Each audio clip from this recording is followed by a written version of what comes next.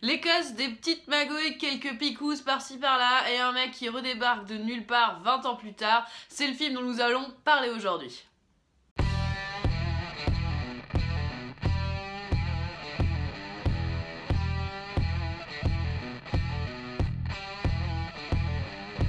Vous l'aurez compris, aujourd'hui on va parler de la suite de Trainspotting de Danny Boyle intitulée T2 Trainspotting, et autant vous dire que ça risque d'être une critique sacrément vénère. Désolée. Vous le savez peut-être ou pas, mais je reviens de la Berlinale où j'ai eu la chance de voir un peu avant tout le monde la suite du cultissime film de Danny Boyle, Trainspotting, sorti en 1996. Alors à l'époque c'était seulement le deuxième film de Danny Boyle et il avait choisi de nous raconter l'histoire d'une bande de potes qui ne choisissent pas la vie mais préfèrent choisir la drogue et se mettent à chaque fois dans des embrouilles pas possibles. Ils sont jeunes, ils sont sympathiques et le film est depuis devenu une référence un peu pour tous les cinéphiles du monde entier. Ça faisait longtemps que j'avais pas revu ce film et donc j'ai décidé de le revoir avant de partir à Berlin. En revoyant le film, j'ai pu constater qu'il avait un peu vieilli, mais j'ai trouvé toujours un certain côté rock'n'roll et je peux tout à fait comprendre pourquoi ce film est devenu un des films cultes des années 90. Il y a toujours une vraie ambiance dans ce film, ça aussi, perpétuellement, entre le vrai drame de Cassos, mais aussi entre un véritable humour qui fait qu'on s'attache vachement vite au personnage, mais au final, ça reste un film ultra violent sur la jeunesse et sur les dérives de la société. Je trouve que c'est un film hyper fort et c'est un film que moi j'aime beaucoup. Trainspotting 1, je précise bien. Le film se termine de la façon suivante. Mark Renton, qui est le personnage principal, braque je ne sais plus quoi avec ses copains camés, mais à la fin décide de garder tout le pognon pour lui et de leur faire à l'envers clairement, et il part seul choisir la vie. Voilà, ça c'était la fin du premier opus. Finalement, l'histoire se suffisait à elle-même. J'ai un peu du mal à comprendre pourquoi 20 ans plus tard, on a voulu déterrer ces personnages et nous expliquer vraiment si Mark Renton avait choisi la vie ou pas, parce que finalement je trouvais la fin très belle, elle laissait la place à l'interprétation de chacun et chacun pouvait en déduire soi-même quelle aurait été la continuité de la vie de Mark Renton. Là non, on a décidé de nous l'expliquer avec le deuxième, bon, très bien. Pour la petite histoire quand même, il faut dire que l'histoire originale de Trainspotting, elle est tirée d'un livre écrit par Irvine Welsh, et Irvine Welsh avait lui-même quand même pensé à la suite de son histoire. Il a écrit un deuxième roman en 2002 qu'il a intitulé Porno, qui se passait 10 ans plus tard, où les personnages se recroisent mais avec en toile de fond l'industrie de la pornographie. Pour une raison qu'on ignore, le film dont je vais parler aujourd'hui, donc T2, n'est pas du tout tiré de ce second livre, au contraire c'est un scénario original. Donc, dans Trainspotting 2, Mark Renton redébarque simplement 20 ans plus tard à Édimbourg pour retrouver ses vieux potes qui, ont l'air d'avoir macéré dans leur jus pendant 20 ans, les pauvres. La question est, y avait-il encore quelque chose à raconter sur ces personnages? La réponse est non. Simplement non. Il n'y avait plus rien à raconter sur ces personnages. Laissez-moi un peu argumenter, j'y viens. Le plaisir de retrouver Sick Boy, Renton, Spud et Begbie laisse vite place à une sorte de malaise. Et oui, ils sont toujours aussi cons et toujours aussi tête brûlée. Malheureusement, ils n'ont plus l'excuse de la jeunesse pour justifier leur comportement, ce qui les transforme simplement en sombres connards, disons-le franchement. On leur attache vite fait 2-3 trucs qui se seraient passés pendant les 20 ans écoulés, mais franchement, c'est pas vraiment crédible.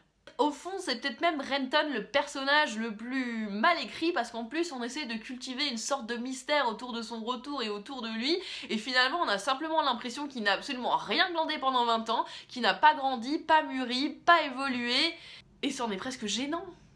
C'est 20 ans quand même, merde, c'est long, il se passe des choses, les gens changent, non ? Le simple truc qui change vraiment finalement, c'est le rapport à la drogue. On a l'impression dans cet opus là que la drogue c'est plus quelque chose de cool, c'est plus ce qui est in, et que maintenant ce qui est simplement in c'est d'être un gros voyou qui mériterait tout autant d'aller en prison, alors que dans le 1, même si évidemment que la drogue c'est mal, qu'il faut pas en prendre et que c'est pas un exemple, dans le premier opus c'est la drogue qui lie les personnages entre eux, c'est ça qui crée leur amitié et surtout c'est cette addiction qu'ils essayent de combattre sans forcément y arriver, qui justifie leur comportement borderline. Quand il n'y a plus l'excuse de la drogue, il n'y a plus d'excuse pour le comportement qu'ils ont dans ce film. Ce qui rend un peu le tout complètement ridicule. Niveau réalisation, Danny Boyle joue ouvertement sur la nostalgie et ne s'en cache pas une seule seconde. Le mec va jusqu'à ouvrir son film avec la bande originale du précédent.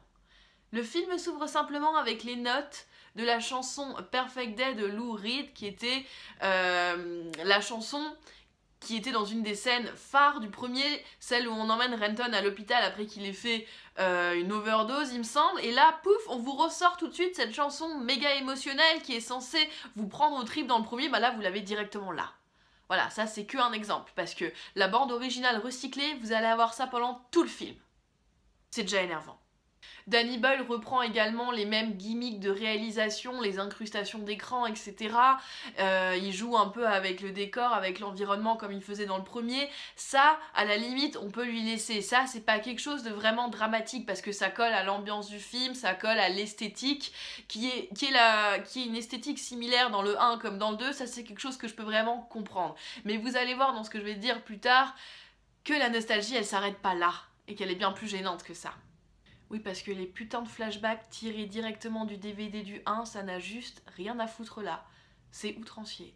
Danny Boyle n'a tellement rien de nouveau à raconter sur ses personnages qu'il se permet carrément d'incruster des scènes entières du premier film dans le second.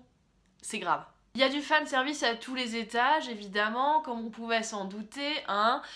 En plus donc de réincruster carrément directement les mêmes scènes du 1, le mec va jusqu'à carrément rejouer d'autres scènes cultes du film. Pouf, on voit Renton sur une balle qui se prend une bagnole, comme dans la scène d'ouverture du 1. Pouf, Renton dans les chiottes, comme dans cette scène culte aussi. Enfin voilà, le mec n'invente rien, il ne fait que reproduire ce qui existe déjà. Je trouve ça extrêmement gênant, je trouve ça facile, je trouve ça nul, je trouve ça inutile. Pathétique. Il y a peut-être une ou deux scènes qui sont vraiment bien pensées dans le film, notamment celle où là aussi, bon, il fait de la nostalgie, mais à la limite, on peut le comprendre. Cette scène, enfin, on entend les paroles dans la bande-annonce du film. Donc il reprend la tirade du Choose Life, mais il la réactualise. Et ça, c'était pas forcément une mauvaise idée. En fait, il va mettre plein de choses dans cette tirade, plein de choses nouvelles, mais finalement, il va s'en servir à aucun moment dans son film. C'est très dommage parce qu'il n'exploite pas le présent pour le contraster avec le passé. Finalement, l'histoire de ce film-là, de T2 Trainspotting, elle aurait très bien pu se passer en 96 comme maintenant finalement. La société a changé depuis pourtant, il le dit bien lui-même, mais il ne l'exploite jamais. Lui, il fait simplement du passé avec le présent et joue simplement sur cette nostalgie qui règne sur le cinéma depuis 3-4 ans maintenant, et c'est vraiment très déplaisant. On voit que les acteurs s'éclatent à retrouver leur rôle, c'est sympa, 100 minutes. Mais honnêtement, ils n'ont plus vraiment rien de sympathique, ces personnages, ils sont juste pathétiques. On va juste un peu les apprécier parce qu'on les connaît déjà. En fait, T2, c'est juste un sorte de film d'action assez ridicule dans lequel on va simplement s'attacher aux personnages parce qu'ils nous rappellent qui nous on était il y a 20 ans quand on a vu ce film. Pour ceux qui avaient déjà l'âge de voir ce genre de film en plus, il y a 20 ans. Cette suite n'a aucun intérêt, l'histoire n'avait absolument pas à continuer. Je dirais même que c'est pire, parce que cette suite, elle risque simplement de dénaturer le côté culte du 1. Elle n'a plus rien de rock'n'roll cette histoire, comme je vous l'ai dit, elle est déjà pathétique. Je vous ai absolument rien spoilé de ce qui se passe dans le film, parce que ça n'a pas grand intérêt. Vous allez peut-être des fois rire, peut-être des fois avoir cette sorte de nostalgie pour ces personnages, mais au fond, ils vont vous laisser une sorte de goût de cendre, ils sont malaisants, enfin, il y a un vrai problème autour de ce film parce qu'il n'est pas crédible. Je vous le dis, n'allez pas voir ce film. Alors oui, vous me détestez certainement, ouais, je vous tue peut-être un peu votre plaisir. C'est pas ce que vous auriez aimé entendre, ça c'est sûr. Vous vous dites purée, elle a nouveau rien compris la rousse, pour rester poli. Mais moi je vous le dis, si vous avez envie de regarder Trainspotting, bah regardez le 1 au lieu de continuer à cautionner inlassablement ce cinéma qui joue sur la nostalgie des gens pour faire du pognon. Parce que c'est dommage.